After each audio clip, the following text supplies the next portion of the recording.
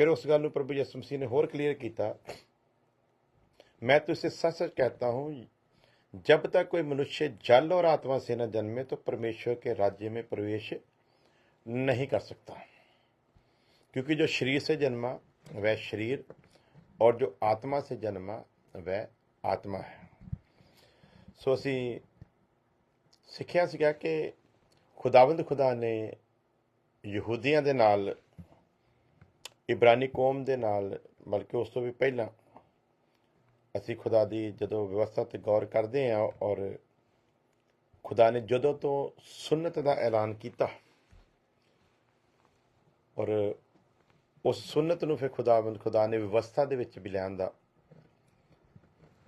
ਸੋ ਸੁन्नत ਤੋਂ ਭਾਵ ਸੀ ਇੱਕ ਇਕਰਾਰ ਆ,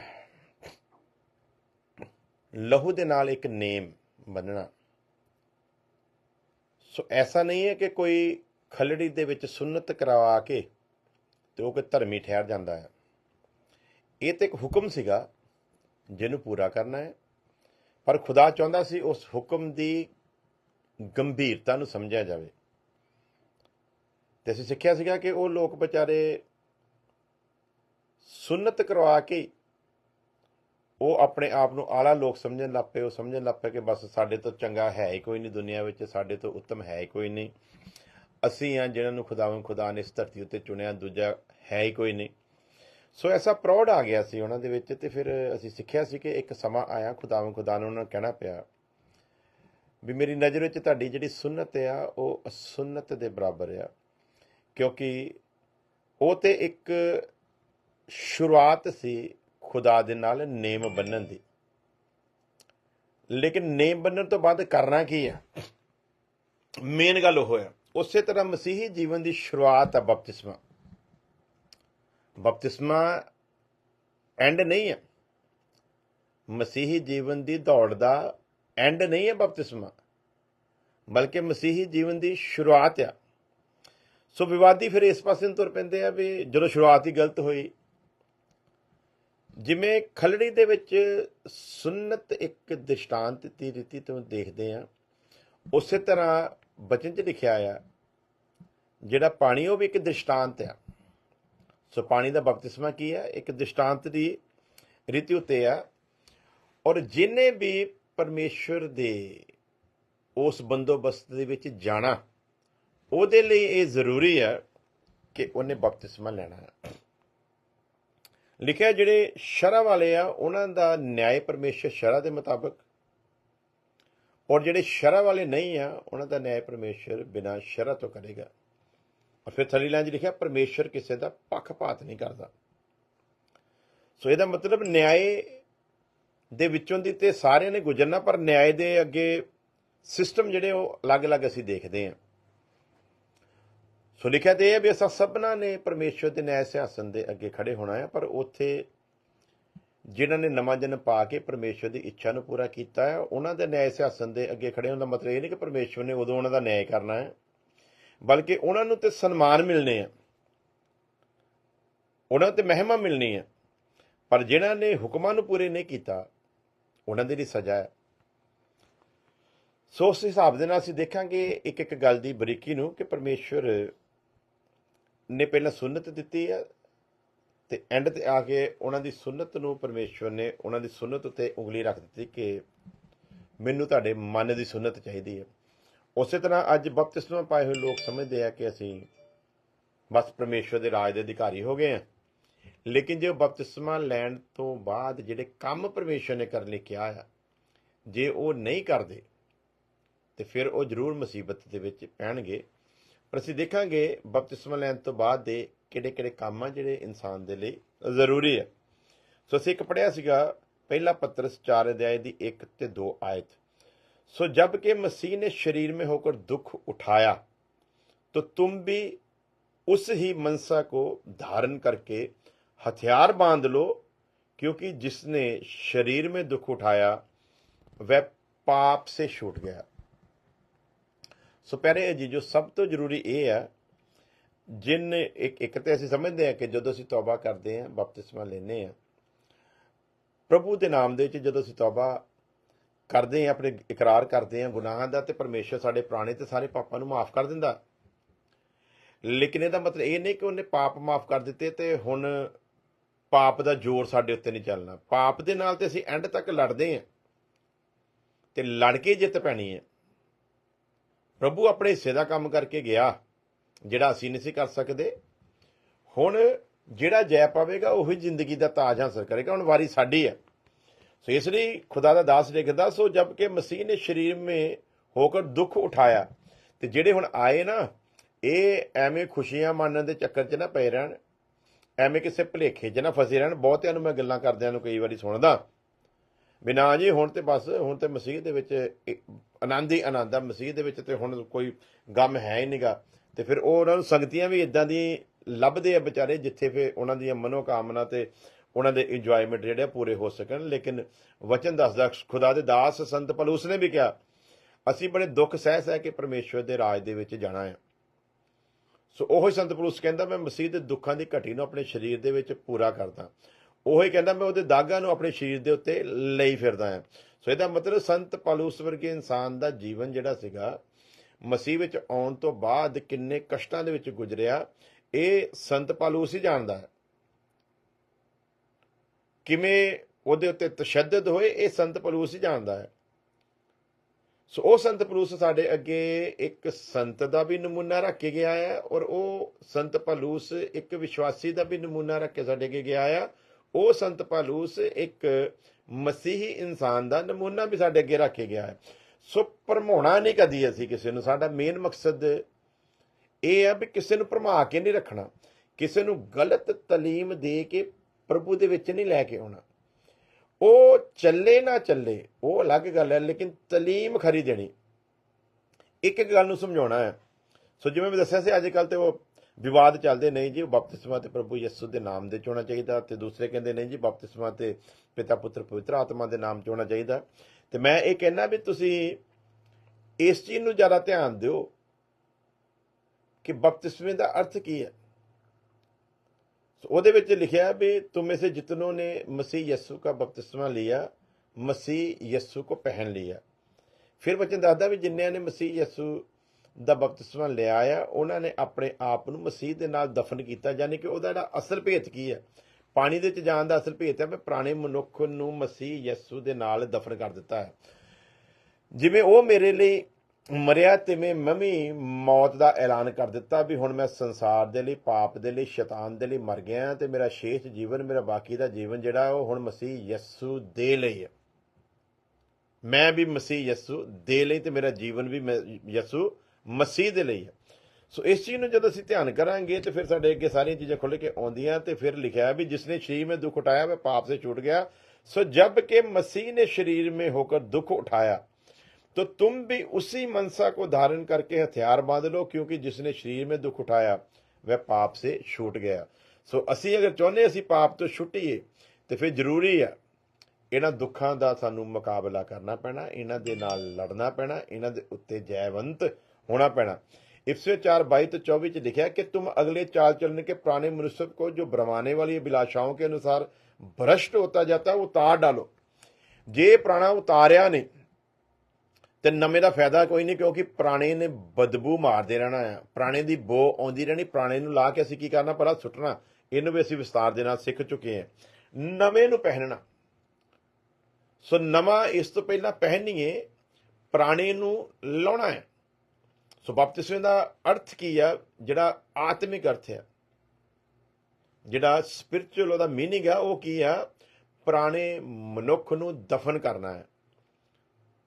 जे वो दफन नहीं ना होया तो बपतिस्मा तुसीं जिद्दां मर्जी फिर लिया होवे, ਉਹਦੇ ਨਾਲ कोई फर्क नहीं। पाप वो भी करी जाते हैं जिन्होंने बाप बेटे पाकरू के नाम च लिया है, तो धर्मी वो भी नहीं है जिन्होंने यसू नाम दे विच लिया है। सो दोनों की हालत जी जीवन की है ना, वो उदा दी है। क्यों है? क्योंकि शरीर की इच्छा पाप तो परमेश्वर ने हटा लिया। जदों असीं इकरार किया ना अपने पाप का, तो तौबा की कि अगों नहीं करांगा, तो यसु मसीह नूं अपना मुक्तिदाता करके कबूल किया, मान लिया कि तू मेरे गुनाहां की खातर मरिया है, तेरा लहू मैनूं मेरे पापां तो शुद्ध करदा है। जदों असीं इह गल नूं मान लिया है, ਪਾਪ ਜਿਹੜੇ ਆ ਪੁਰਾਣੇ ਉਹ ਸਾਡੇ ਮਾਫ ਕਰ ਦਿੱਤੇ ਆ ਪਰਮੇਸ਼ਵਰ ਨੇ ਮਸੀਹ ਯਸੂ ਨਾਮ ਦੇ ਵਿੱਚ। ਲੇਕਿਨ ਸਾਡੇ ਅੰਦਰੋਂ ਪਾਪ ਦੀ ਮਾਂ ਨੂੰ ਨਹੀਂ ਕੱਢਿਆ ਪਰਮੇਸ਼ਵਰ ਨੇ। ਇਹ ਗੱਲ ਯਾਦ ਰੱਖਣ ਵਾਲੀ ਹੈ। ਪਾਪ ਸਾਡੇ ਮਾਫ ਕੀਤੇ ਆ ਮਸੀਹ ਯਸੂ ਦੇ ਨਾਮ ਦੇ ਵਿੱਚ। ਲੇਕਿਨ ਯਾਦ ਰੱਖਣ ਵਾਲੀ ਕਿਹੜੀ ਗੱਲ ਆ? ਪਾਪ ਦੀ ਮਾਂ ਸਾਡੇ ਅੰਦਰ ਹੀ ਹੈ।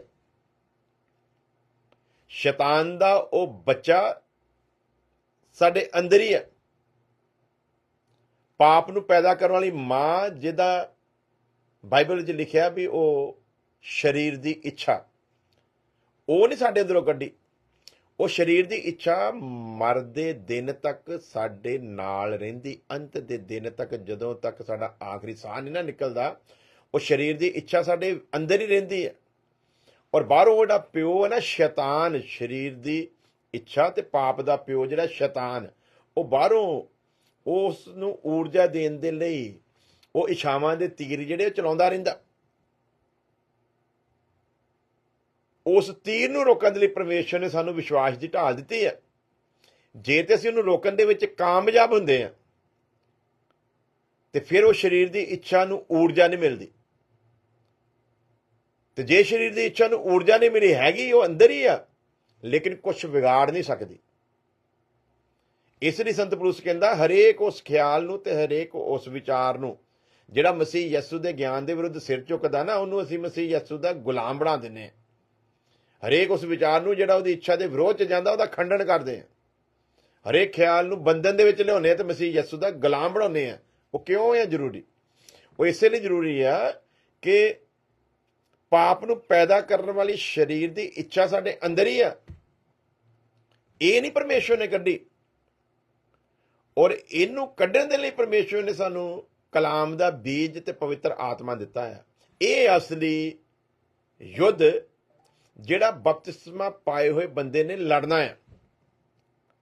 ਇਹ ਯੁੱਧ ਲੜ ਕੇ ਜੈ ਪਾਉਂਦਾ ਆ ਤੇ ਪਰਮੇਸ਼ਰ ਕਹਿੰਦਾ ਜਿਹੜਾ ਜੈ ਪਾਊਗਾ ਉਹਨੂੰ ਮੈਂ ਜ਼ਿੰਦਗੀ ਦਾ ਤਾਜ ਦਊਂਗਾ।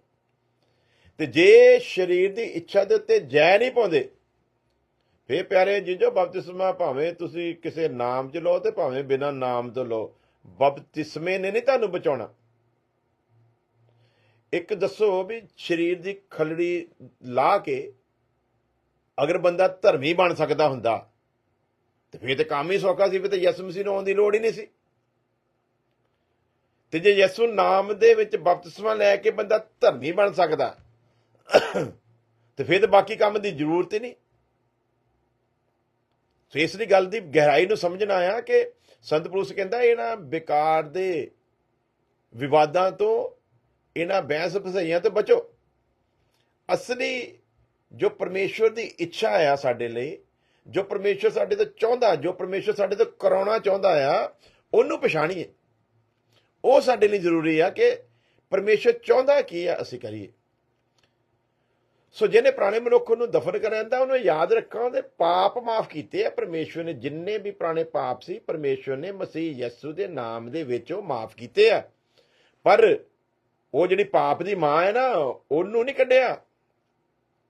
ਪਹਿਲਾਂ ਆਪਣੇ ਉਹਨੇ ਲਾਈਕਨੈਸ ਦੇ ਵਿੱਚ ਬਣਾਇਆ ਹੈ, ਇਹਦੇ ਵਿੱਚ ਕੋਈ ਦੋ ਰਾਏ ਨਹੀਂ। ਕਹਿੰਦਾ ਉਹ ਅਸੀਂ ਆਪਣੇ ਸਮਾਨਤਾ ਤੇ ਆਪਣੇ ਸਰੂਪ ਦੇ ਵਿੱਚ ਬਣਾਈਏ। ਲੇਕਿਨ ਹੁਣ ਜਿਹੜਾ ਬਣ ਰਿਹਾ ਨਾ, ਨਵਾਂ ਜਨਮ ਪਾਇਆ ਹੋਇਆ, ਇਹਨੂੰ ਹੁਣ ਸਰੂਪ ਤੇ ਸਮਾਨਤਾ ਦੇ ਵਿੱਚ ਨਹੀਂ ਬਣਾਇਆ।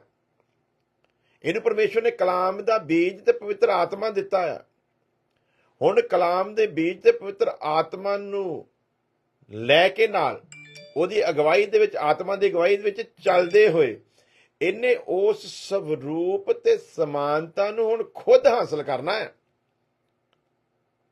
ਮਕਸਦ ਤੇ ਇਹ ਆ, ਅਸਲੀ ਜਿਹੜੀ ਚਾਹੁੰਦਾ ਨਾ ਪਰਮੇਸ਼ਰ ਚੀਜ਼, ਉਹ ਤੇ ਇਹ ਆ। ਜਿਹੜਾ ਸ਼ੈਤਾਨ ਨੂੰ ਉਹ ਕਲੀਸਿਆ ਦੇ ਪੈਰਾਂ ਦੇ ਹੇਠ ਰੋਂਦਣਾ ਚਾਹੁੰਦਾ ਨਾ, ਜਿਹੜਾ ਸ਼ੈਤਾਨ ਨੂੰ ਕਲੀਸਿਆ ਦੇ ਪੈਰਾਂ ਹੇਠ ਲਿਆਉਣਾ ਚਾਹੁੰਦਾ, ਉਹ ਆ ਮੇਨ ਮਕਸਦ। ਵਚਨ ਦੱਸਦਾ ਆ ਕਿ ਸ਼ੈਤਾਨ ਨੂੰ ਪੈਰ ਹੇਠ ਕੁਚਲਣਾ ਆ। ਕਿਹਨੇ ਕੁਚਲਣਾ ਆ? ਇਹ ਮੇਨ ਗੱਲ ਆ। ਪ੍ਰਭੂ ਯਿਸੂ ਮਸੀਹ ਦਾ ਅਸੀਂ ਬਦਨ ਆ। ਪ੍ਰਭੂ ਯਿਸੂ ਮਸੀਹ ਸਾਡੇ ਆ, ਅਸੀਂ ਉਹਦਾ ਬਦਨ ਆ। ਕਲੀਸਿਆ ਹੀ ਉਹਦੇ ਹੱਥ ਪੈਰ ਸਭ ਕੁਛ ਆ। ਔਰ ਕਲੀਸਿਆ ਦੇ ਪੈਰਾਂ ਦੇ ਹੇਠ ਰੋਂਦਣਾ ਹੈ ਉਹਨੂੰ। ਤੇ ਕਲੀਸਿਆ ਦੇ ਪੈਰਾਂ ਦੇ ਹੇਠ ਜਦੋਂ ਪਰਮੇਸ਼ਵਰ ਦੀ ਯੋਜਨਾ ਕਿ ਸ਼ੈਤਾਨ ਨੂੰ ਕਲੀਸਿਆ ਦੇ ਪੈਰਾਂ ਦੇ ਹੇਠ ਰੋਂਦਣਾ ਆ, ਤੇ ਫਿਰ ਕਲੀਸਿਆ ਦੇ ਲਈ ਸਭ ਤੋਂ ਜ਼ਰੂਰੀ ਆ ਪਹਿਲਾਂ ਉਹ ਯਿਸੂ ਮਸੀਹ ਦਾ ਬਦਨ ਬਣੇ। ਤੇ ਬਦਨ ਜਿਹੜਾ ਹੈ, ਜਿਵੇਂ ਹੈਡ ਪਵਿੱਤਰ ਆ ਨਾ, ਉਸੇ ਤਰ੍ਹਾਂ ਬਦਨ ਨੇ ਪਵਿੱਤਰ ਹੋਣਾ ਹੈ। ਇਹ ਬਦਨ ਉਨੀ ਦੇਰ ਤੱਕ ਪਵਿੱਤਰ ਨਹੀਂ ਹੁੰਦਾ ਜਿੰਨੀ ਦੇਰ ਤੱਕ ਇਹ ਸਰੀਰ ਦੀਆਂ ਇਛਾਵਾਂ ਦੇ ਉੱਤੇ ਜੈ ਨਹੀਂ ਪਾਉਂਦਾ। ਇਸ ਲਈ ਇਹਦਾ ਯੁੱਧ ਆ, ਔਰ ਇਸ ਯੁੱਧ ਦੇ ਵਿੱਚ ਪਾਕ ਰੂਹ ਦੀ ਅਗਰ ਇਹ ਅਗਵਾਈ ਦੇ ਵਿੱਚ ਚੱਲਦਾ ਆ ਤੇ ਇਹ ਫਤਿਹਮੰਦ ਹੋਊਗਾ, ਇਹ ਜੈ ਪਾਊਗਾ। ਸਰੀਰ ਦੀ ਇੱਛਾ ਜਿੰਨੀ ਮਰਜ਼ੀ ਤੀਰਵਤਾ ਨਾਲ, ਜਿੰਨੀ ਮਰਜ਼ੀ ਕੋਸ਼ਿਸ਼ ਦੇ ਨਾਲ ਇਹਦੇ ਉੱਤੇ ਆਪਣਾ ਕਬਜ਼ਾ ਜਮਾਉਣ ਦੀ ਕੋਸ਼ਿਸ਼ ਕਰੇ, ਪਰ ਅਗਰ ਇਹ ਪਰਮੇਸ਼ਵਰ ਦੀ ਇੱਛਾ ਨੂੰ ਸਮਝਦੇ ਹੋਏ ਪਾਕ ਰੂਹ ਦੀ ਅਗਵਾਈ ਦੇ ਵਿੱਚ ਚੱਲਦਾ ਆ ਤੇ ਵਚਨ ਦੱਸਦਾ ਆ, ਉਹ ਤੋਂ ਨਾ ਡਰੋ ਜਿਹੜਾ ਬਾਹਰ ਆ। ਕੌਣ ਭਲਾ? ਪਾਪ ਦਾ ਪਿਓ। ਕੀ ਨਾਮ? ਸ਼ੈਤਾਨ। ਬਲਕਿ ਤੁਸੀਂ ਯਾਦ ਰੱਖੋ, ਜਿਹੜਾ ਤੁਹਾਡੇ ਅੰਦਰ ਆ ਉਹ ਉਸ ਤੋਂ ਕਿਤੇ ਜ਼ਿਆਦਾ ਤਾਕਤਵਰ ਆ ਜਿਹੜਾ ਬਾਹਰ ਆ। ਅੰਦਰ ਪਰਮੇਸ਼ਵਰ ਵੀ ਆ ਪਾਕ ਰੂਹ ਦੇ ਰੂਪ ਦੇ ਵਿੱਚ, ਅੰਦਰ ਸਰੀਰ ਦੀ ਇੱਛਾ ਵੀ ਹੈ। ਸਰੀਰ ਦੀ ਇੱਛਾ ਦੀ ਤੇ ਪਵਿੱਤਰ ਆਤਮਾ ਦੀ ਆਪਸ ਵਿੱਚ ਨਹੀਂ ਲੜਾਈ ਹੈਗੀ, ਇਹ ਵੀ ਯਾਦ ਰੱਖਣਾ। ਕਈ ਵਾਰੀ ਸਾਨੂੰ ਸਮਝਣ ਦੇ ਵਿੱਚ ਭੁਲੇਖਾ ਪੈਂਦਾ ਹੈ। ਸਰੀਰ ਆਤਮਾ ਦੇ ਵਿਰੁੱਧ ਆ ਤੇ ਆਤਮਾ ਸਰੀਰ ਦੇ ਵਿਰੁੱਧ ਆ। ਸੋ ਜਦੋਂ ਇਸ ਵਚਨ ਨੂੰ ਅਸੀਂ ਪੜ੍ਹਦੇ ਹਾਂ, ਫਿਰ ਧਿਆਨ ਕਰਨਾ ਵੀ ਇਹਦਾ ਮੀਨਿੰਗ ਕੀ ਹੈ। ਵਿੱਚ ਅਸੀਂ ਆ ਦੋਨੇ ਆਪੋ ਆਪਣਾ ਮੋਰਚਾ ਲਾ ਕੇ ਬੈਠੇ ਆ। ਪਵਿੱਤਰ ਆਤਮਾ ਦਾ ਆਪਣਾ ਸਥਾਨ ਹੈ ਸਾਡੇ ਅੰਦਰ, ਸਰੀਰ ਦੀ ਇੱਛਾ ਦੀ ਆਪਣੀ ਜਗ੍ਹਾ ਆ। ਇਹਨੂੰ ਤੁਸੀਂ ਇਦਾਂ ਮੰਨ ਕੇ ਚੱਲੋ, ਇੱਕ ਐਸਾ ਟੈਲੀਵਿਜ਼ਨ ਹੈ ਜਿਹਦੇ ਵਿੱਚ ਦੋ ਪੁਰਜੇ ਆ ਤੇ ਜਿਹੜੇ ਦੋ ਰਿਮੋਟ ਆ, ਇੱਕ ਸ਼ੈਤਾਨ ਦੇ ਹੱਥ ਦੇ ਵਿੱਚ ਆ ਤੇ ਇੱਕ ਪਵਿੱਤਰ ਆਤਮਾ ਦੇ ਹੱਥ ਦੇ ਵਿੱਚ ਆ।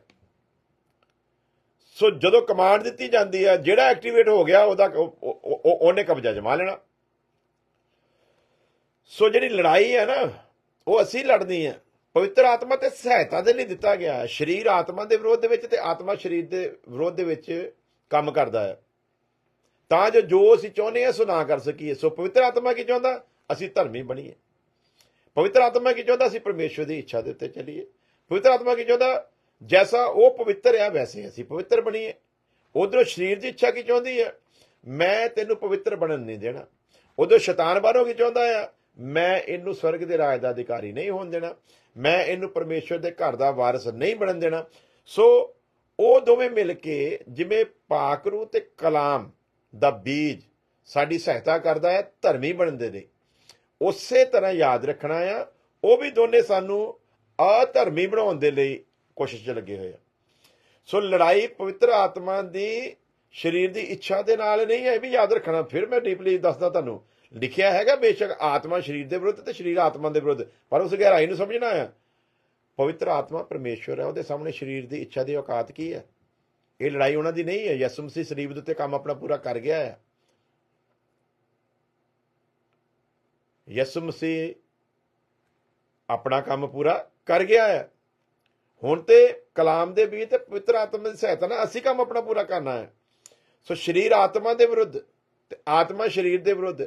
ਸਾਡੇ ਆਤਮਾ ਨੂੰ ਪਰਮੇਸ਼ਵਰ ਨੇ ਆਪਣਾ ਆਤਮਾ ਭੇਜਿਆ ਸਾਡੇ ਆਤਮਾ ਨੂੰ ਆਪਣੇ ਆਤਮਾ ਦੇ ਸਮਾਨ ਬਣਾਉਣ ਦੇ ਲਈ। ਪਰਮੇਸ਼ਵਰ ਦੀ ਇੱਛਾ ਕੀ ਹੈ? ਪਰਮੇਸ਼ਵਰ ਨੇ ਪਵਿੱਤਰ ਆਤਮਾ ਭੇਜਿਆ ਤਾਂ ਕਿ ਉਹ ਸਾਡੇ ਆਤਮਾ ਦੇ ਨਾਲ ਮਿਲ ਕੇ ਸਾਡੇ ਆਤਮਾ ਨੂੰ ਪਰਮਾਤਮਾ ਦੇ ਆਤਮਾ ਦੇ ਸਮਾਨ ਬਣਾਵੇ। ਦੂਸਰੇ ਪਾਸੇ ਸਰੀਰ ਦੀ ਇੱਛਾ ਕੀ ਹੈ?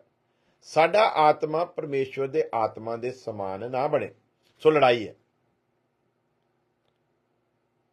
ਸਾਡੇ ਆਤਮਾ ਦੇ ਨਾਲ। ਸਰੀਰ ਦੀ ਇੱਛਾ ਦੀ ਲੜਾਈ ਆ। ਸਰੀਰ ਦੀ ਇੱਛਾ ਸਾਡੇ ਆਤਮਾ ਨੂੰ ਆਪਣੇ ਕਬਜ਼ੇ ਵਿੱਚ ਲੈਣਾ ਚਾਹੁੰਦੀ।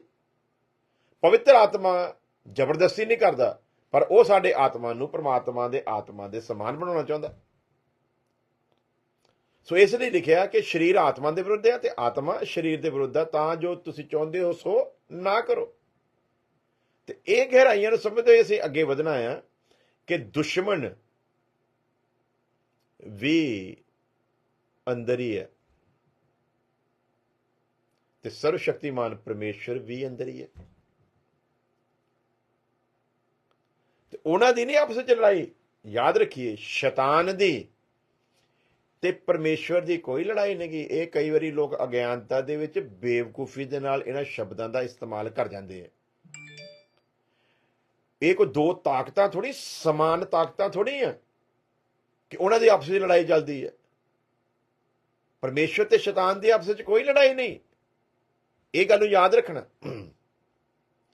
ਤੇ ਜੇ ਅਸੀਂ ਕਹੀਏ ਉਹਨਾਂ ਦੀ ਲੜਾਈ ਆ, ਇਹਦਾ ਮਤਲਬ ਫਿਰ ਤੇ ਸ਼ੈਤਾਨ ਬੜਾ ਤਾਕਤਵਰ ਹੈ ਪਰਮੇਸ਼ਵਰ ਦੇ ਸਾਹਮਣੇ। ਉਹ 'ਚ ਇੰਨੀ ਹਿੰਮਤ ਹੈ ਕਿ ਪਰਮੇਸ਼ਵਰ ਦੇ ਨਾਲ ਲੜ ਸਕੇ।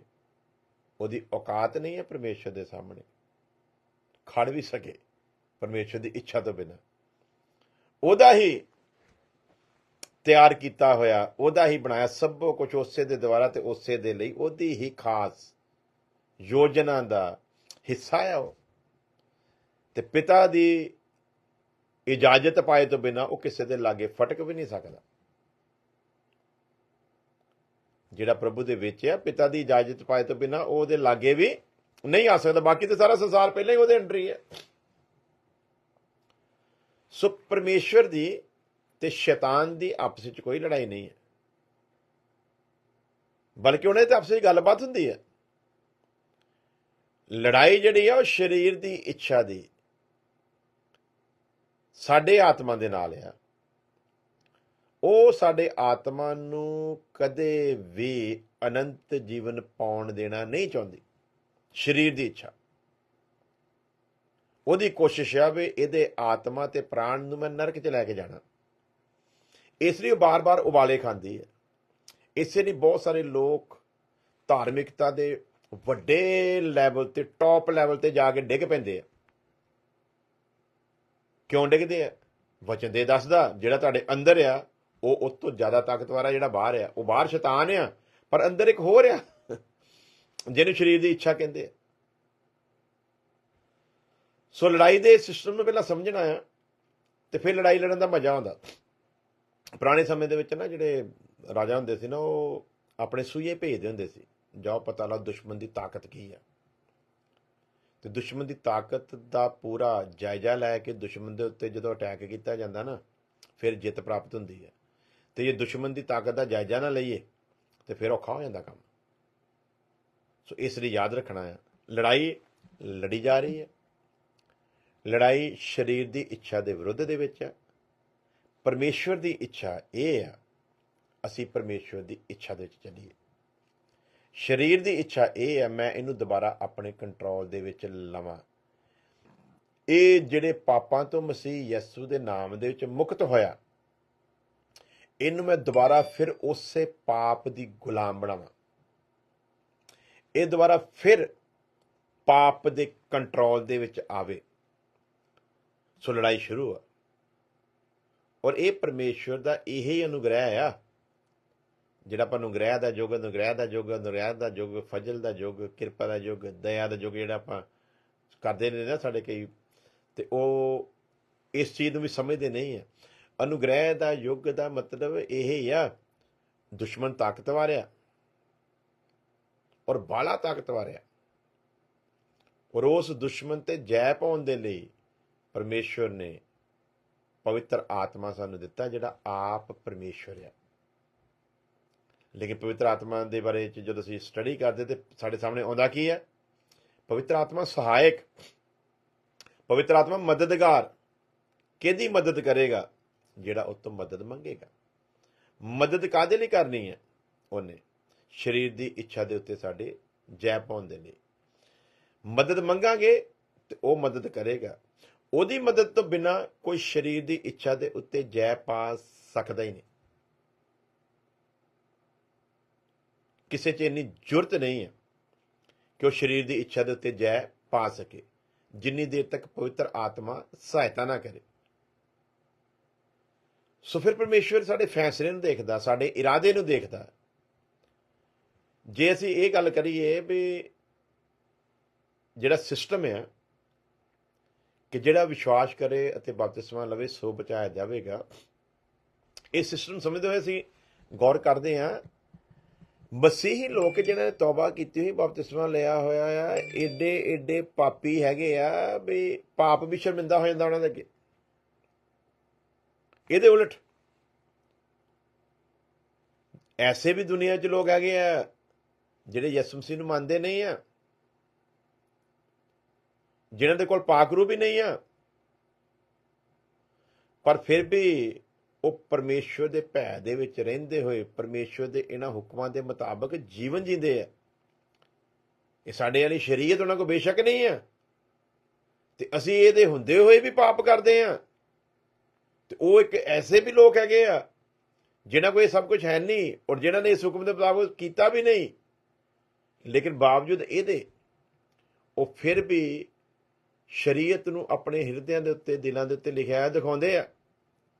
ਪਰਮੇਸ਼ਵਰ ਦਾ ਡਰ ਭਲਾਈ ਪੈਦਾ ਕਰਦਾ, ਔਰ ਜਿਹਦੇ ਅੰਦਰ ਡਰ ਆ ਉਹ ਪਾਪ ਨਹੀਂ ਕਰੂਗਾ। ਉਹ ਪਾਪ ਕਿਉਂ ਨਹੀਂ ਕਰੂਗਾ? ਕਿਉਂਕਿ ਜਿਹਦੇ ਅੰਦਰ ਪਰਮੇਸ਼ਵਰ ਦਾ ਡਰ ਆ ਉਹਨੂੰ ਪਤਾ ਪਾਪ ਦੀ ਮਜ਼ਦੂਰੀ ਮੌਤ ਆ। ਹੁਣ ਇੱਕ ਮਸੀਹੀ ਬੰਦਾ ਕਹਿਲਾਉਂਦੇ ਹੋਏ ਅਗਰ ਪਾਪ ਕਰਦਾ, ਇਹਦਾ ਮਤਲਬ ਫਿਰ ਉਹਦੇ ਅੰਦਰ ਡਰ ਨਹੀਂ, ਤੇ ਜੇ ਉਹਦੇ ਅੰਦਰ ਡਰ ਨਹੀਂ ਫਿਰ ਮਸੀਹੀ ਕਾਹਦਾ?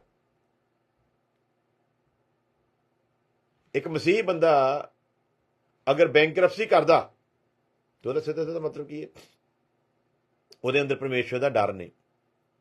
ਹੁਣ ਬੈਂਕਰਪਸੀ ਕੀਤਾ ਹੋਇਆ ਬੰਦਾ ਮਰ ਜਾਵੇ, ਉਹ ਕਦੇ ਵੀ ਉਹਦੇ ਰਾਜ ਦਾ ਵਾਰਸ ਨਹੀਂ ਹੋ ਸਕਦਾ, ਕਿਉਂਕਿ ਕਰਜ਼ਦਾਰ ਹੈ, ਕਰਜ਼ਦਾਰ ਹੋ ਕੇ ਮਰਿਆ। ਕੱਲ ਨੂੰ ਜਦੋਂ ਅਸੀਂ ਪ੍ਰਭੂ ਯਿਸੂ ਮਸੀਹ ਦੇ ਨਾਲ ਉਠਾਏ ਜਾਣਾ ਆ, ਫਿਰ 1000 ਸਾਲ ਦੇ ਲਈ ਪ੍ਰਭੂ ਯਿਸੂ ਮਸੀਹ ਦੇ ਨਾਲ ਇਸ ਧਰਤੀ ਉੱਤੇ ਰਾਜ ਕਰਨ ਆਉਣਾ।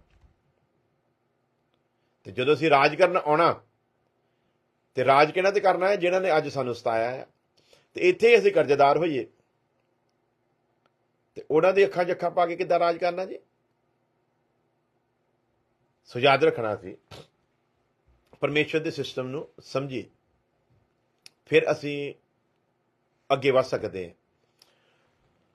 ਸੋ ਸਰੀਰ ਦੀ ਇੱਛਾ ਦੇ ਉੱਤੇ ਜੈ ਪਾਉਣ ਦੇ ਲਈ ਪਰਮੇਸ਼ਵਰ ਨੇ ਸਾਨੂੰ ਪਵਿੱਤਰ ਆਤਮਾ ਦਿੱਤਾ ਹੈ। ਸੋ ਪਵਿੱਤਰ ਆਤਮਾ ਸਾਡੀ ਸਹਾਇਤਾ ਕਰਦਾ ਹੈ, ਮੰਗਣ ਦੇ ਉੱਤੇ ਸਹਾਇਤਾ ਕਰਦਾ, ਮੰਗਿਆ ਸਹਾਇਤਾ ਕਰਦਾ ਹੈ, ਉੱਦਾਂ ਨਹੀਂ ਕਰਦਾ। ਸੋ ਸਰਵ ਸ਼ਕਤੀਮਾਨ ਸਾਡੇ ਨਾਲ ਹੈ, ਉਹਦੀ ਦਇਆ ਦੇ ਵਿੱਚ ਰਹਿੰਦੇ ਹੋਏ, ਉਹਦੇ ਅਨੁਗ੍ਰਹਿ ਦੇ ਯੁੱਗ ਨੂੰ ਸਮਝਦੇ ਹੋਏ, ਉਹਦੇ ਅਨੁਗ੍ਰਹਿ ਦੇ ਵਿੱਚ ਚੱਲਦੇ ਹੋਏ ਇਸ ਪਾਪ ਦੇ ਉੱਤੇ ਅਸੀਂ ਜਿੱਤ ਪਾ ਸਕਦੇ ਹਾਂ। ਕਿਵੇਂ? ਸੋ ਅੱਜ ਸਮੇਂ ਇਜਾਜ਼ਤ ਨਹੀਂ ਦਿੰਦਾ ਕਿ ਅਸੀਂ ਇਸ ਤੋਂ ਹੋਰ ਅੱਗੇ ਵਧੀਏ, ਔਰ ਖੁਦਾ ਨੇ ਚਾਹਿਆ ਤੇ ਫਿਰ ਇਸ ਵਿਸ਼ੇ ਨੂੰ ਅਸੀਂ ਅੱਗੇ ਲੈ ਕੇ ਚੱਲਾਂਗੇ, ਕਿਉਂਕਿ ਕੱਲ ਸੈਚਰਡੇ ਹੈ ਤੇ ਕੱਲ ਸ਼ਾਇਦ ਇਸ ਤਰ੍ਹਾਂ ਆਨਲਾਈਨ ਬਾਈਬਲ ਕਲਾਸ ਨਹੀਂ ਹੋਵੇਗੀ। ਔਰ ਪਰਸੋਂ ਸਾਡਾ ਜਿਹੜਾ ਮੰਥਲੀ ਅਸੀਂ ਵੱਡਾ ਪ੍ਰੋਗਰਾਮ ਕਰਦੇ ਹਾਂ ਚਰਚ ਦੇ ਵਿੱਚ, ਉਹ ਹੈ। ਤੇ ਹੋ ਸਕਦਾ ਅਸੀਂ ਕੱਲ ਜਿਹੜਾ ਆਨਲਾਈਨ ਵੀ ਜਿਹੜਾ ਅਸੀਂ ਪ੍ਰਚਾਰ ਕਰਦੇ ਹਾਂ ਕਿਸੇ ਦੇ ਘਰਾਂ ਦੇ ਵਿੱਚ, ਉਹ ਵੀ ਸ਼ਾਇਦ ਅਸੀਂ ਕੱਲ ਨਹੀਂ ਕਰਾਂਗੇ, ਕਿਉਂਕਿ ਅਸੀਂ ਕੋਸ਼ਿਸ਼ ਕਰਾਂਗੇ ਸਾਰੀ ਕਲੀਸਿਆ ਨੂੰ ਲੈ ਕੇ ਅਸੀਂ ਪ੍ਰਾਰਥਨਾ ਵਿੱਚ ਸਮਾਂ ਗੁਜ਼ਾਰੀਏ, ਤਾਂ ਕਿ ਪ੍ਰਭੂ ਜਿਹੜਾ ਮੇਨ ਪ੍ਰੋਗਰਾਮ ਰੱਖਿਆ ਹੋਇਆ ਸੰਡੇ ਦਾ, ਉਹਦੇ ਵਿੱਚ ਆਪਣੀ ਕੁਦਰਤ ਨੂੰ ਪ੍ਰਗਟ ਕਰੇ। ਤੇ ਅਗਰ ਫਿਰ ਵੀ ਪ੍ਰਭੂ ਦੇ ਰੂਹ ਨੇ ਇਜਾਜ਼ਤ ਦਿੱਤੀ ਤੇ ਵਚਨ ਸ਼ੇਅਰ ਕਰਨ ਦੀ, ਤੇ ਮੌਕੇ ਦੇ ਲਿਹਾਜ਼ ਨਾਲ ਹੋ ਸਕਦਾ ਕਰਾਂਗੇ ਵੀ, ਲੇਕਿਨ ਉਹ ਮੇ ਬੀ 9 ਵਜੇ ਤੋਂ ਲੈ ਕੇ ਤੇ 9:30 ਵਜੇ ਦੇ ਵਿੱਚ ਜਿਹੜਾ ਉਹ ਵਚਨ ਦਾ ਹਿੱਸਾ ਥੋੜ੍ਹੀ ਦੇਰ ਦੇ ਲਈ ਹੋਵੇਗਾ। ਸੋ ਉਸ ਤੋਂ ਅੱਗੇ ਸੰਡੇ ਆ ਜਾਣਾ ਹੈ, ਤੇ ਫਿਰ ਮੰਡੇ ਨੂੰ ਦੁਬਾਰਾ ਅਸੀਂ ਇਸੇ ਤਰ੍ਹਾਂ ਬਾਈਬਲ ਕਲਾਸ ਦੇ ਵਿੱਚ ਬੈਠਾਂਗੇ। ਸੋ ਤਦ ਤੱਕ ਦੇ ਲਈ ਜੋ ਕੁਝ ਤੁਸੀਂ ਸੁਣਿਆ, ਉਹਦੇ ਵਿੱਚ ਕਈ ਵਾਰੀ ਸਮੇਂ ਦੀ ਘਾਟ ਦੇ ਕਾਰਨ ਕਈ ਚੀਜ਼ਾਂ ਜਿਹੜੀਆਂ ਕਲੀਅਰ ਨਹੀਂ ਹੋ ਪਾਉਂਦੀਆਂ, ਤੇ ਕਈ ਵਾਰੀ ਉਹ ਲੋਕਾਂ ਦੇ ਠੋਕਰ ਦਾ ਕਾਰਨ ਬਣ ਜਾਂਦੀ ਹੈ ਵੀ ਇਹ ਕੀ ਕਹਿ ਗਏ। ਸੋ ਅਗਰ ਤੁਹਾਨੂੰ ਇੱਦਾਂ ਦਾ ਕੋਈ ਗੱਲ ਲੱਗੇ, ਤੁਸੀਂ ਉਹ ਸਵਾਲ ਲਿਖ ਲੈਣੇ ਆ। ਸਵਾਲ ਲਿਖ ਕੇ ਮੇਰਾ WhatsApp ਨੰਬਰ ਮੈਂ ਹਰ ਆਪਣੀ ਜਿਹੜੀ ਵੀ ਵੀਡੀਓ ਮੈਂ ਬਣਾਉਣਾ ਉਹਦੇ ਉੱਤੇ ਮੈਂ ਪਾਉਂਦਾ ਆ, ਉਹਦੇ ਵਿੱਚ ਤੁਸੀਂ WhatsApp ਦੇ ਉੱਤੇ ਆਪਣਾ ਬਕਾਇਦਾ ਨਾਮ ਵਗੈਰਾ ਲਿਖ ਕੇ, ਤੇ ਉਹ ਜਿਹੜਾ ਵੀ ਤੁਹਾਨੂੰ ਕੋਈ ਸਵਾਲ ਲੱਗੇ ਇੱਦਾਂ ਦਾ ਇਸ ਵਿਸ਼ੇ ਦੇ ਵਿੱਚ, ਤੇ ਤੁਸੀਂ ਮੈਨੂੰ WhatsApp 'ਤੇ ਲਿਖ ਕੇ ਭੇਜ ਦੇਣਾ। ਫੇਸਬੁੱਕ ਦੇ ਉੱਤੇ ਨਹੀਂ, ਨਾ ਹੀ ਫੇਸਬੁੱਕ 'ਤੇ ਪਬਲਿਕਲੀ ਮੈਂ ਕਿਸੇ ਦਾ ਜਵਾਬ ਜਲਦੀ ਕਿਤੇ ਦੇਣਾ, ਤੁਸੀਂ ਉਹਨੂੰ ਭੇਜਣਾ ਹੈਗਾ WhatsApp ਦੇ ਉੱਤੇ ਮੇਰੇ, ਤੇ ਉਹਦੇ ਅਨੁਸਾਰ ਫਿਰ ਅਸੀਂ ਅਗਲੇ ਜਦੋਂ ਮੰਡੇ ਜਿਹੜਾ ਆਉਣਾ ਹੈ ਉਸ ਦਿਨ ਅਸੀਂ ਬਾਈਬਲ ਕਲਾਸ ਲਵਾਂਗੇ, ਤੇ ਫਿਰ ਉਹਦੇ ਵਿੱਚ ਅਸੀਂ ਉਹਨਾਂ ਸਵਾਲਾਂ ਨੂੰ ਖੁਦਾ ਦੇ ਫਜ਼ਲ ਦੇ ਨਾਲ, ਉਹਦੀ ਕਿਰਪਾ 'ਚ ਰਹਿੰਦੇ ਹੋਏ ਉਹਨਾਂ ਸਵਾਲਾਂ ਨੂੰ ਆਪਾਂ ਕਲੀਅਰ ਕਰਨ ਦੀ ਕੋਸ਼ਿਸ਼ ਕਰਾਂਗੇ। ਸੋ ਇਹਨਾਂ ਸਾਰੀਆਂ ਚੀਜ਼ਾਂ ਨੂੰ ਤੁਸੀਂ ਧਿਆਨ 'ਚ ਰੱਖਣਾ, ਔਰ ਪ੍ਰਾਰਥਨਾ ਦੇ ਵਿੱਚ ਬਣੇ ਰਹਿਣਾ ਹੈ, ਔਰ ਖੁਦਾ ਦੇ ਕੋਲ ਮੰਗਣਾ ਕਿ ਖੁਦਾ ਸਾਨੂੰ ਆਪਣੇ ਰੂਹ ਦੀ ਭਰਪੂਰੀ ਦੇ ਨਾਲ ਭਰਪੂਰ ਰੱਖੇ, ਤਾਂ ਕਿ ਸਰੀਰ ਦੀ ਇੱਛਾ ਕਦੇ ਵੀ ਸਾਡੇ ਕੋਲੋਂ ਪਵਿੱਤਰ ਆਤਮਾ ਦੇ ਵਿਰੋਧ ਦੇ ਵਿੱਚ ਕੋਈ ਪਾਪ ਨਾ ਕਰਵਾਵੇ। ਇਹ ਨਾ ਹੋਵੇ ਕਿ ਪਵਿੱਤਰ ਆਤਮਾ ਉਦਾਸ ਹੋਵੇ, ਇਹ ਨਾ ਹੋਵੇ ਕਿ ਪਵਿੱਤਰ ਆਤਮਾ ਫਿਰ ਨਿਰਾਸ਼ ਹੋਵੇ, ਤੇ ਇਹ ਨਾ ਹੋਵੇ ਕਿ ਪਵਿੱਤਰ ਆਤਮਾ ਬੁੱਝ ਜਾਵੇ, ਤੇ ਕਿਤੇ ਇਹ ਨਾ ਹੋ ਜਾਵੇ ਕਿ ਕਿਤੇ ਪਵਿੱਤਰ ਆਤਮਾ ਜਿਵੇਂ ਕਲਾਮ ਦਾ ਬੀਜ ਲੈ ਕੇ ਆਇਆ ਸੀ ਉਸੇ ਤਰ੍ਹਾਂ ਸਾਡੇ ਵਿੱਚੋਂ ਨਿਕਲ ਜਾਵੇ। ਇੱਕ ਵਾਰੀ ਨਵੇਂ ਜਨਮ ਦਾ ਕੰਮ ਅਗਰ ਸਾਡੇ ਅੰਦਰੋਂ ਖਤਮ ਹੋ ਗਿਆ ਤੇ ਦੁਬਾਰਾ ਜਨਮ ਕੋਈ ਨਹੀਂ, ਫਿਰ ਦੁਬਾਰਾ ਕੋਈ ਤੌਬਾ, ਕੋਈ ਬਪਤਿਸਮਾ ਨਹੀਂ ਹੈ। ਫਿਰ ਇਸ ਚੀਜ਼ ਨੂੰ ਅਸੀਂ ਧਿਆਨ 'ਚ ਰੱਖਦੇ ਹੋਏ ਪ੍ਰਭੂ ਦੀ ਹਜ਼ੂਰੀ ਦੇ ਵਿੱਚ ਰਹਿੰਦੇ ਹੋਏ ਪ੍ਰਭੂ ਤੋਂ ਮੰਗਾਂਗੇ ਕਿ ਪ੍ਰਭੂ ਸਾਨੂੰ ਬਪਤਿਸਮੇ ਤੋਂ ਬਾਅਦ ਦਾ ਜਿਹੜਾ ਜੀਵਨ ਤੁਸੀਂ ਚਾਹੁੰਦੇ ਹੋ ਉਹ ਜੀਵਨ ਜੀਣ ਦੇ ਵਿੱਚ ਸਾਡੀ ਸਹਾਇਤਾ ਕਰੋ, ਤਾਂ ਕਿ ਅਸੀਂ ਸਰੀਰ ਦੀ ਇੱਛਾ ਦੇ ਉੱਤੇ ਜੈ ਪਾਉਂਦੇ ਹੋਏ ਤੇਰੇ ਰਾਜ ਦੇ ਅਧਿਕਾਰੀ ਹੋ ਸਕੀਏ। ਸੋ ਪ੍ਰਾਰਥਨਾ ਕਰਦੇ ਹਾਂ ਸਾਰੇ ਲੋਕਾਂ ਦੇ ਲਈ ਜਿਨ੍ਹਾਂ ਨੇ ਪ੍ਰਾਰਥਨਾ ਦੀਆਂ ਰਿਕੁਐਸਟ ਭੇਜੀਆਂ ਹੋਈਆਂ। ਔਰ ਮੈਂ ਦੱਸਦਾ ਨਾ ਕਿ ਤੁਸੀਂ ਇਹ ਨਾ ਧਿਆਨ 'ਚ ਰੱਖਿਆ ਕਰੋ ਕਿ ਤੁਹਾਡੇ ਨਾਮ ਲੈ ਕੇ ਪ੍ਰਾਰਥਨਾ ਕੀਤੀ ਜਾਵੇ। ਜਦੋਂ ਤੁਸੀਂ ਪ੍ਰਾਰਥਨਾ ਦੀਆਂ ਬੇਨਤੀਆਂ ਭੇਜੀਆਂ ਪ੍ਰਭੂ ਨੇ ਉਹ ਸੁਣ ਲਈਆਂ ਹੋਈਆਂ। ਇਹ ਤਾਂ ਪ੍ਰਭੂ ਦੇ ਹੁਕਮ ਦੇ ਮੁਤਾਬਕ ਅਸੀਂ ਕਹਿਣਾ ਹੈ, ਪ੍ਰਭੂ ਨੂੰ ਮੰਗੋ ਤਾਂ ਤੁਮੇ ਦਿਆ ਜਾਏਗਾ। ਸੋ ਪਵਿੱਤਰ ਆਤਮਾ ਵੀ ਮੰਗਣ ਦੇ ਨਾਲ ਹੀ ਮਿਲਦਾ ਹੈ, ਉਹਦੀਆਂ ਆਸ਼ੀਸ਼ਾਂ ਤੇ ਬਰਕਤਾਂ ਵੀ ਮੰਗਣ ਦੇ ਨਾਲ ਹੀ ਮਿਲਦੀਆਂ ਹੈ। ਸੋ ਇਸ ਲਈ ਪ੍ਰਾਰਥਨਾ ਪ੍ਰਭੂ ਆਪ ਕਹਿ ਕੇ ਗਿਆ ਲਗਾਤਾਰ ਪ੍ਰਾਰਥਨਾ ਕਰਦੇ ਰਹੋ। ਸੋ ਉਹ ਜਿਹੜਾ ਹੁਕਮ ਹੈ ਅਸੀਂ ਉਹਨੂੰ ਪੂਰਾ ਕਰਨਾ ਹੈ। ਲੇਕਿਨ ਜਿਹੜਾ ਨਾਵਾਂ ਦੇ ਚੱਕਰ 'ਚ ਪੈਣਾ ਵੀ ਮੇਰਾ ਨਾਂ ਲਿਆ ਨਹੀਂ ਸੀ, ਤੇ ਇਹ ਕਦੇ ਮਨ 'ਚ ਰੱਖਿਆ ਕਰੋ ਜਦੋਂ ਅਸੀਂ ਸਾਰਿਆਂ ਨੂੰ ਪਰਮੇਸ਼ਰ ਦੇ ਤਖਤ ਅੱਗੇ ਲੈ ਕੇ ਆਉਂਦੇ ਹਾਂ ਤੇ ਪਰਮੇਸ਼ਰ ਸਾਡੇ ਤੋਂ ਕਿਤੇ ਜ਼ਿਆਦਾ ਬੁੱਧ ਰੱਖਣ ਵਾਲਾ ਤੇ ਗਿਆਨੀ ਹੈ। ਸੋ ਉਹਦੀ ਸਮਝ ਤੇ ਉਹਦੀ ਬੁੱਧ ਦੇ ਅੱਗੇ ਤੇ ਅਸੀਂ ਸ਼ੁਰੂ ਵੀ ਨਹੀਂ ਹੁੰਦੇ। ਸੋ ਇਸ ਲਈ ਤੁਸੀਂ ਵਿਸ਼ਵਾਸ ਕਰਿਆ ਕਰੋ ਜਦੋਂ ਪ੍ਰਾਰਥਨਾ ਕਰਦੇ ਹਾਂ ਪ੍ਰਭੂ ਆਪਣੇ ਰਹਿਮ ਨੂੰ ਹਮੇਸ਼ਾ ਪ੍ਰਗਟ ਕਰਦਾ ਸੀ, ਕਰਦਾ ਹੈ ਤੇ ਕਰਦਾ ਰਹੇਗਾ। ਵੇਲਾ ਹੈ ਹਰ ਚੀਜ਼ ਦਾ, ਔਰ ਵੇਲੇ ਉੱਤੇ ਉਹ ਹਰ ਬੰਦੇ ਦਾ ਛੁਟਕਾਰਾ ਕਰਦਾ ਹੈ। ਸੋ ਸਬਰ ਦੇ ਨਾਲ ਲਿਖਿਆ ਨਾ, ਮੈਂ ਸਬਰ ਦੇ ਨਾਲ ਆਸ ਰੱਖ ਕੇ ਯਹੋਵਾ ਦੀ ਕਰਦਾ ਸਾਂ ਇੰਤਜ਼ਾਰੀ। ਜਿਹੜੇ ਸਬਰ ਦੇ ਨਾਲ ਆਸ ਰੱਖ ਕੇ ਕਰਦੇ ਉਹਨਾਂ ਉੱਤੇ ਫਿਰ ਰਹਿਮ ਹੁੰਦਾ। ਆਓ ਪ੍ਰਾਰਥਨਾ ਕਰਦੇ ਹਾਂ। ਪਿਆਰੇ ਖੁਦਾ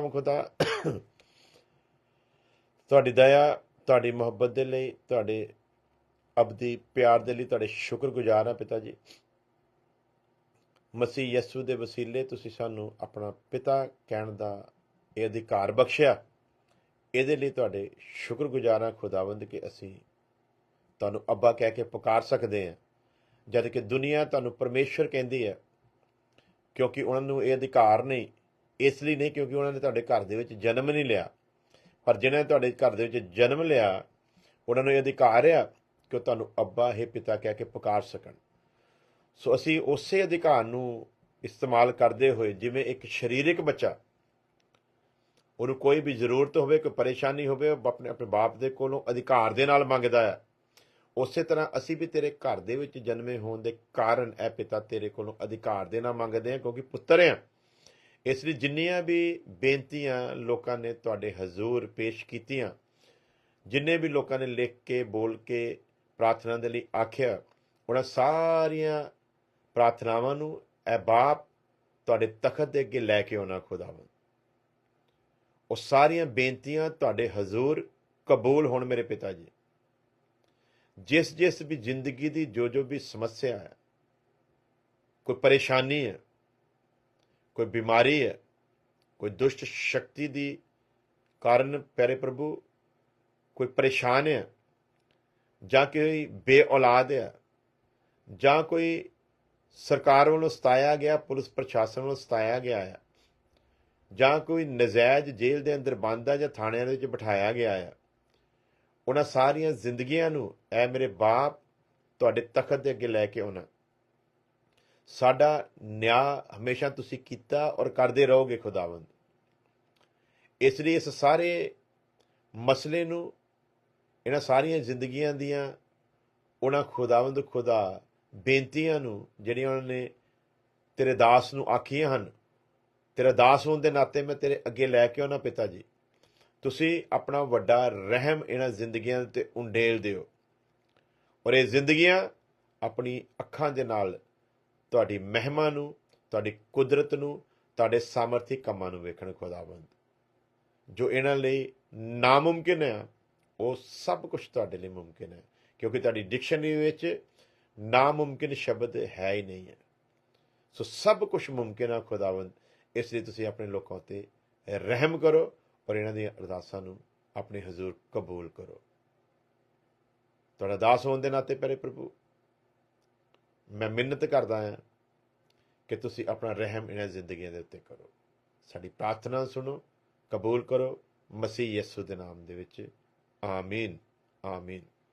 ਹੁਣ ਸਾਡੇ ਖੁਦਾਵੰਦ ਯਿਸੂ ਮਸੀਹ ਦਾ ਫਜ਼ਲ, ਖੁਦਾ ਬਾਪ ਦੀ ਮੁਹੱਬਤ, ਪਾਕ ਰੂਹ ਦੀ ਸੰਗਤ ਹੁਣ ਤੋਂ ਲੈ ਕੇ ਹਮੇਸ਼ਾ ਤੱਕ ਉਹਦੇ तमाम ਲੋਕਾਂ ਦੇ ਨਾਲ ਬਣੀ ਰਵੇ, ਆਮੀਨ ਆਮੀਨ। ਖੁਦਾਵੰਦ ਖੁਦਾ ਤੁਹਾਡੇ ਸਾਰਿਆਂ ਦੇ ਨਾਲ ਹੋਵੇ।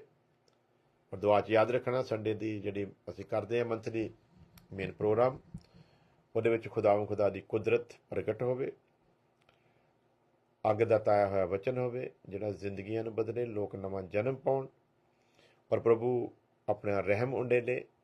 ਜਿਹੜਾ ਜ਼ਿੰਦਗੀਆਂ ਵਿੱਚ ਦੁੱਖ ਤਕਲੀਫ ਆ ਉਹਨਾਂ ਦਾ ਪ੍ਰਭੂ ਆਪ ਸਹਾਰਾ ਬਣੇ, ਔਰ ਸਾਰਾ ਇੱਜ਼ਤ ਮਹਿਮਾ ਜਲਾਲ ਪ੍ਰਭੂ ਦੇ ਨਾਮ ਨੂੰ ਮਿਲੇ। ਖੁਦਾ ਤੁਹਾਨੂੰ ਸਾਰਿਆਂ ਨੂੰ ਬੜੀ ਬਰਕਤ ਦੇਵੇ। ਸਾਰਿਆਂ ਨੂੰ ਜੈ ਮਸੀਹ ਕੀ। ਸ਼ੇਅਰ ਕਰਦੇ ਰਿਹਾ ਕਰੋ ਵੀਡੀਓ ਤਾਂ ਕਿ ਅੱਗੇ ਤੋਂ ਅੱਗੇ ਪਹੁੰਚ ਜਾਵੇ। ਵਿੱਚ ਗੈਪ ਹੋਣ ਦਾ ਕਰਕੇ ਕਈ ਲੋਕਾਂ ਨੇ ਨਹੀਂ ਸੀ ਸੁਣ ਪਾਏ ਅਤੇ ਕਈਆਂ ਨੂੰ ਪਤਾ ਨਹੀਂ ਹੋਣਾ ਅੱਜ ਅਸੀਂ ਆਨਲਾਈਨ ਹੈ। ਸੋ ਸ਼ੇਅਰ ਕਰਨ ਦੇ ਵਿੱਚ ਕੰਜੂਸੀ ਨਾ ਕਰਿਆ ਕਰੋ, ਵੱਧ ਤੋਂ ਵੱਧ ਸ਼ੇਅਰ ਕਰ ਦਿਆ ਕਰੋ ਤਾਂ ਕਿ ਖੁਦਾ ਦਾ ਇਹ ਜ਼ਿੰਦਗੀ ਬਖਸ਼ ਕਲਾਮ ਬਹੁਤੀਆਂ ਜ਼ਿੰਦਗੀਆਂ ਤੱਕ ਪਹੁੰਚੇ। ਖੁਦਾ ਤੁਹਾਨੂੰ ਬੜੀ ਬਰਕਤ ਦੇਵੇ। ਸਾਰਿਆਂ ਨੂੰ ਜੈ ਮਸੀਹ ਕੀ।